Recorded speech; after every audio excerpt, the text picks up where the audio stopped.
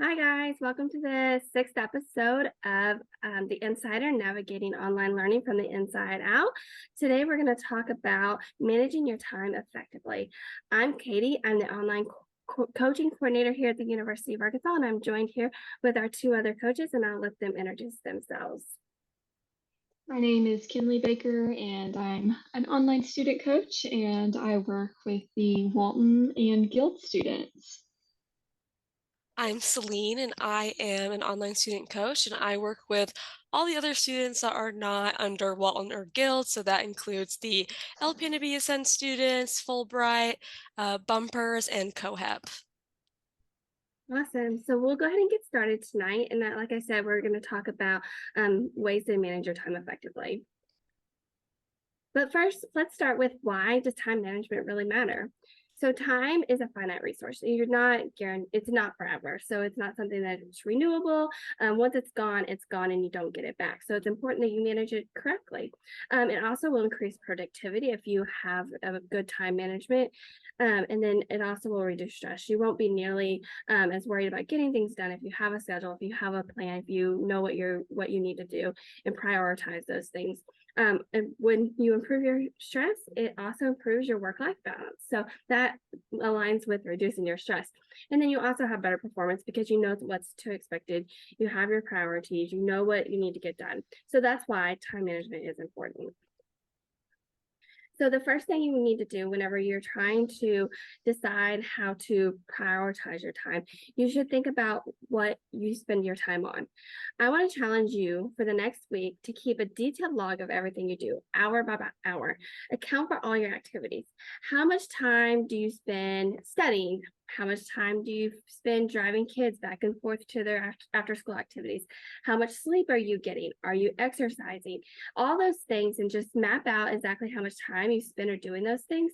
And then you want to summarize it at the end of the week just so that you can see, I actually spend way more time in the car than I thought. Those car rider lines take a little bit longer than I expected. My commute to work is taking a little bit longer than expected because there is traffic that I'm not normally used to. I work X amount of hours a week. I need to take that into account and just really summarize that and to see how you really are spending your time each week. After you do that, you should try to identify your goals and your priorities. And I wanted to share with you guys this time management matrix. So in box one, quadrant one, the yellow one over here, you'll see that's urgent and important. So you've got important over here and urgent on top.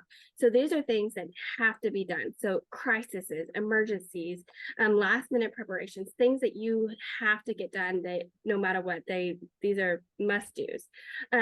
This could also be cooking dinner for your family. This could also be work. This could also be studying. Whatever you think is urgent and important, you want to put that into that quadrant one. Then we'll move over to the red quadrant. This is stuff that's important, but it's not urgent. So for example, something might be meal planning on Sundays. It's important, but it's not necessarily urgent if you have a huge test coming up that you need to study for that takes priority over it. You can always meal plan on Monday whenever you have a little bit more time. But also relationship building, spending time with your family and things like that. That's really, really important, but it's not urgent right now. Those are things that you can kind of move around. Then you want to move down to the green quadrant, which is quadrant 3. These are things that are not important, but they are urgent.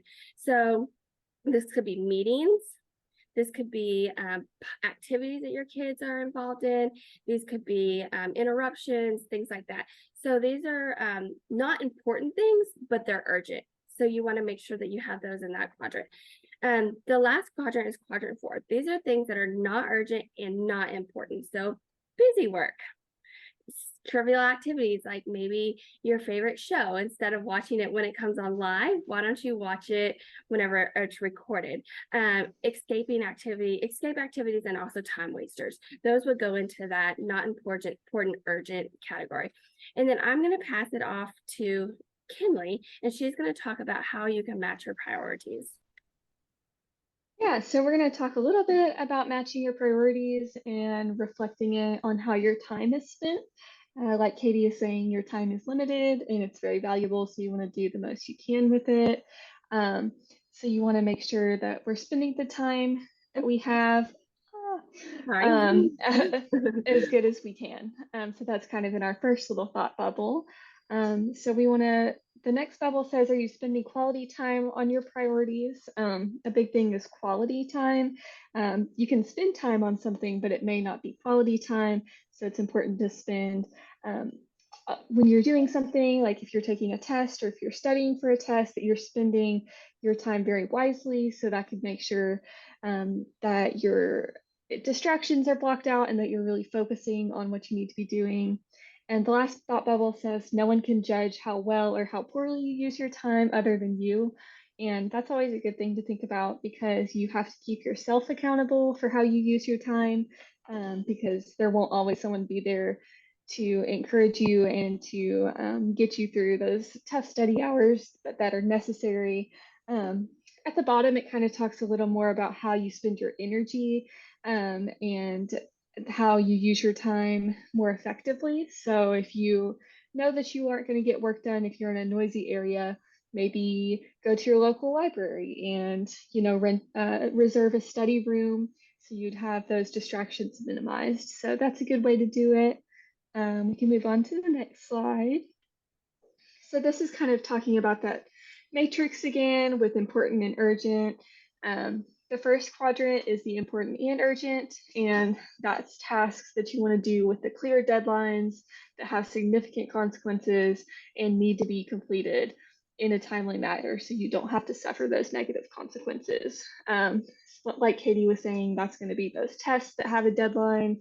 And so you need to make sure that you're effectively using your time and know ahead of time when you need to get those important and urgent things done. So the important and not urgent things to better use your time, you can make sure the tasks that have no deadlines maybe get moved around a little more. So if you know you have an assignment due on Thursday, that is important, but it's not necessarily urgent. You can make sure that you're spending time on the more important and urgent things and working on that Thursday deadline when you have more of a chance. So for the non-important but urgent things, you can also try and delegate the tasks that need to be done, but someone else can do it because they have more time and can be more effective at it. That's a really good tip for using your time wisely in those situations. And then with not important and not urgent tasks, you can try and remove those from your schedule. So if it's something that's distracting or it's removing you from the tasks that are important and urgent, then maybe they just need to be taken away from your schedule. Maybe that's like, you really enjoy watching The Office or Friends, and but it's not necessarily urgent and not important either. Then maybe remove that from your schedule and work on some of those other things that are important and urgent. And once those are done, you can kind of work on going back to those things that haven't been as urgent and not important either. But I will pass it to Celine for these next few slides.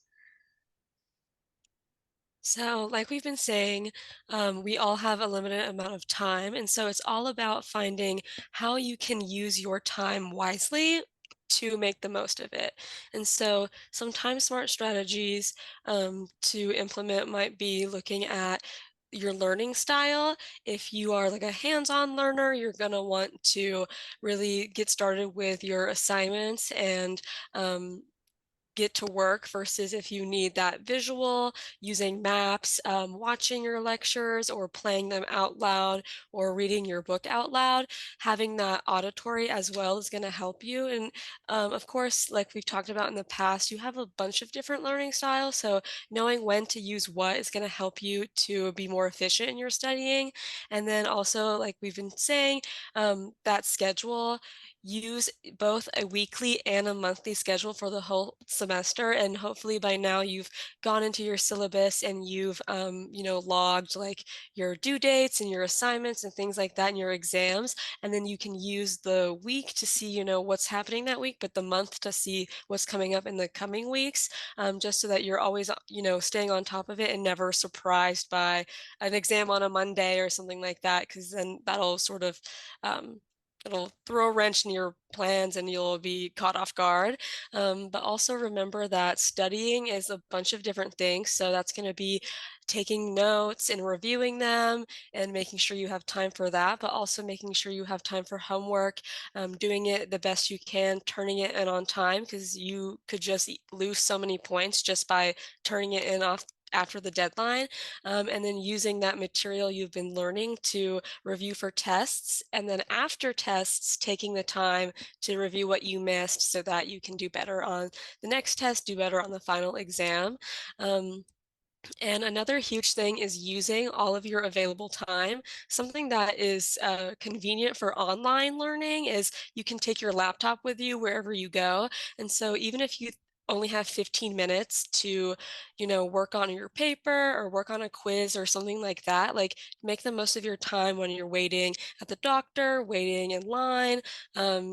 Maybe you had a meeting at work and it got canceled. Like hop on and do as much as you can, even if you have a little bit of time, it'll help you get started. And that way, that work is already done for when you go back later and really sit down and have longer time to devote to it. And then also, like knowing when it's best to study is good. So you might be a morning person or a night owl. So you might wake up and be really tired and you're not going to have that energy to work. But later on in the day, that's going to be your prime energy, prime time to be working, be getting your schoolwork done. And again, that fits back into like your overall schedule. If you have no time, if you have work from 8 to 5, like that's going to obviously affect when you're going to be able to do school. And then also studying that hardest material first. So having the easier stuff later on will help you sort of power through and getting started on like the hard stuff. That way also, like if you're getting through like a hard math quiz or something like that, you have that extra time to reach out for help, reach out to your instructor versus waiting to the last minute to do that hard stuff. And it can be hard to, want to jump right into what's most difficult, but having that sort of prioritization is going to help you make sure that you get it all done. It'll have that sort of weight lifted off of your shoulders. And then to assess like how you're using your time, you're going to want to track and evaluate your goals and your priorities. So regularly review like your goals or your tasks at hand and seeing, are you hitting those points? Are you getting everything on your to-do list done each day? Or is there stuff, spilling over to the next day? And then that'll help you adjust and make new strategies and see, what's working for you, what's not working for you. So maybe you dove into chemistry for 3 hours in the morning and then that you didn't really get a lot done. Maybe you should have worked on that in the evening, and making sure that you're just keeping a track of, how you're feeling because you want to feel successful and be able to celebrate that, versus, always feeling like you're out of time, always feeling like you don't have enough time in the day. And obviously, like anytime you have a failure, a mistake, you can use that to learn and adjust your strategy, grow and find new things to implement into your study and your schedule. That way, you're always sort of on top of everything and you're always looking for new ways to maximize your time.